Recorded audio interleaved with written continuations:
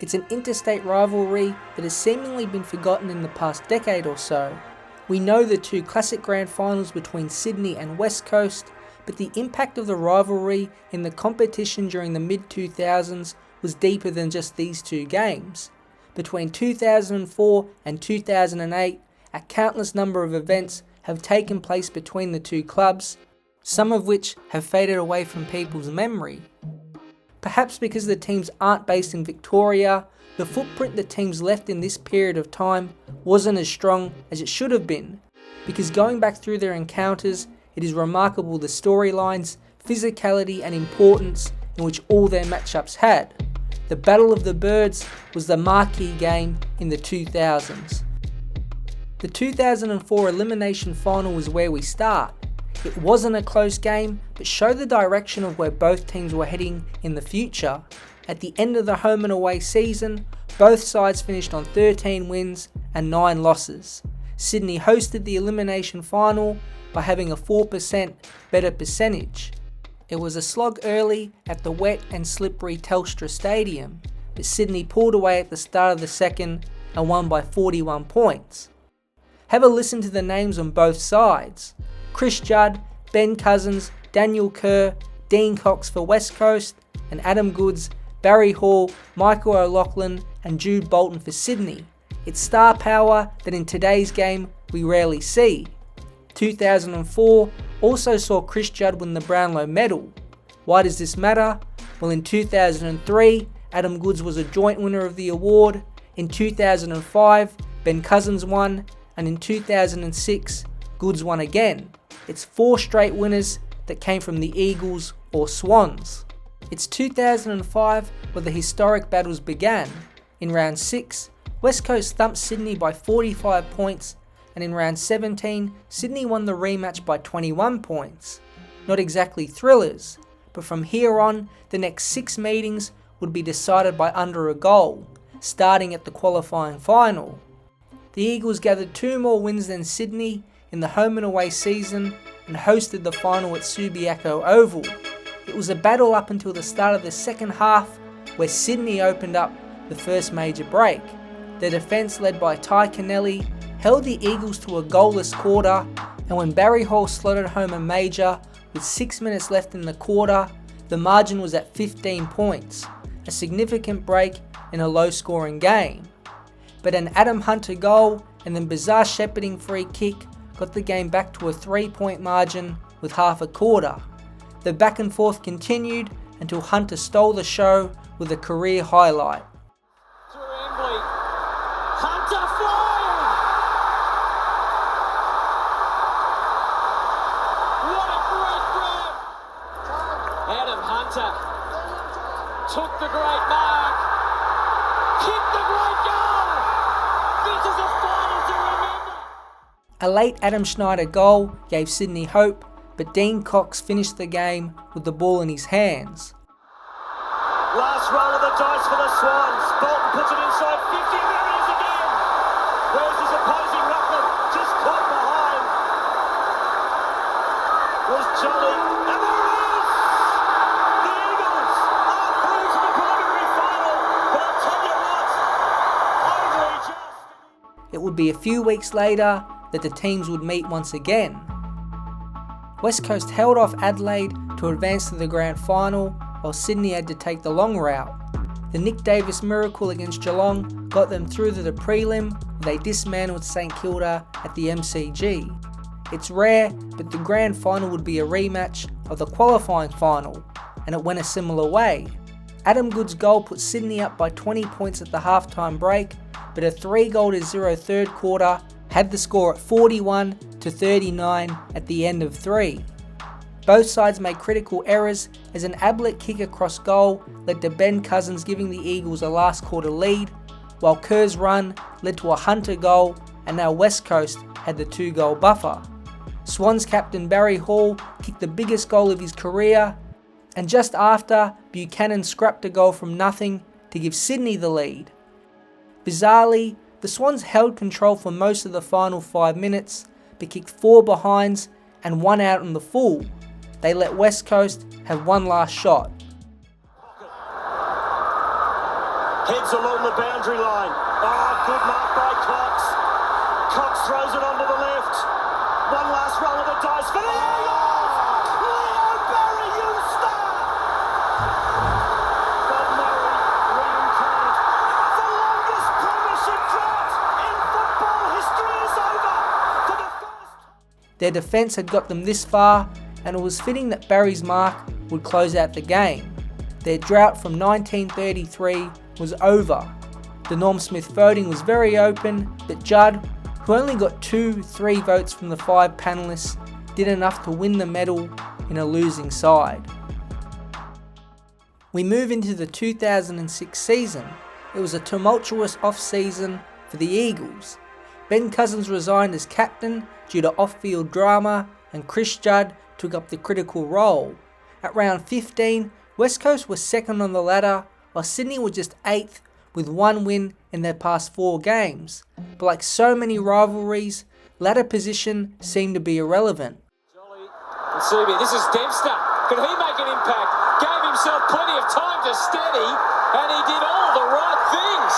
The rucking and the raving O'Loughlin. Acrobatic over to Goods. This will really sting the Eagles. Wow, what a reply from Adam Goods. 7 marks. And gets the job done.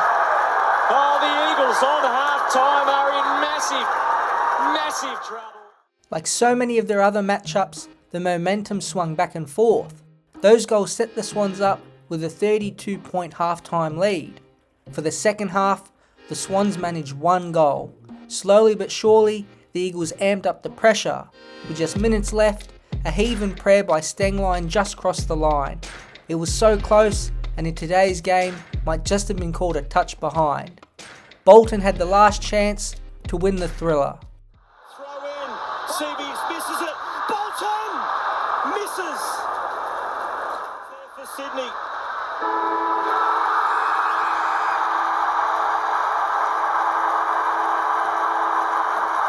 What an incredible game of Australian rules football. The Eagles would go on to finish first on the ladder, while 6 wins from their last 7 got the Swans 4th. You know what that means. It's Willing early. Michael Vozzo, Stephen McBurney and Sean Ryan in control. Umpire Vozzo bounces, Cox taps. Just like the round 15 match, it was Sydney that had the 2-3 goal buffer early on. A massive Barry Hall goal right at the end of the half gave the Swans a 15-point lead. Then Schneider, on his wrong side, curled home another to make the lead 22 points, the largest score of separation for the rest of the match. 5 of the next 6 goals went the Eagles' way again in an almost spitting image of most of the recent meetings. Armstrong gave the Eagles the lead with 5 minutes left, but another iconic moment unfolded just a minute later. This looks dangerous. Malcheski, good placement. Banfield the fist. O'Loughlin has got it. He's goal, and the Swans are back in front. His 4th, Sydney lead by a point. O'Loughlin's 4th goal gave the Swans that 1-point lead that they held on to. Hall's 5 clutch goals as captain marked one of his most dominant performances of his career, and this time Sydney went straight to the prelim, winning 85-84. Keep that scoreline in mind. The Eagles destroyed the Western Bulldogs in the semi-final, and a second half masterclass by Ben Cousins scored them a huge come-from-behind preliminary final win in Adelaide against the Crows. Sydney, led by another 6-goal effort from Hall, were too good for Fremantle in their 127-92 preliminary final win. And just like that, a grand final rematch was on. I don't know what the chances are of back-to-back grand finals, let alone both teams previously meeting in the qualifying final in each year as well. It's remarkable. And Cousins get into it before the opening bounce. We're away in the grand final of 2006. In the ruck, it's going to be Cox against Jolly. They both miss it. It was the star power of the Eagles midfield that began with a bang. Judd kicked the team second, while a trademark Cousins run made it a 3-goal-to-zip start. It stayed this way for the first half, and opposite of the last 4 meetings in which Sydney would open up the first significant margin. The halftime score sat 30-55. The Eagles had 76 more disposals and the general direction of the game was heading their way. But of course, momentum swung. Deep into the third, the tide began to change. A 50-50 Nick Davis mark went his way, and to his credit, he slotted the deep range goal. Then, 2-time Brownlow medalist Goods had his pivotal moment.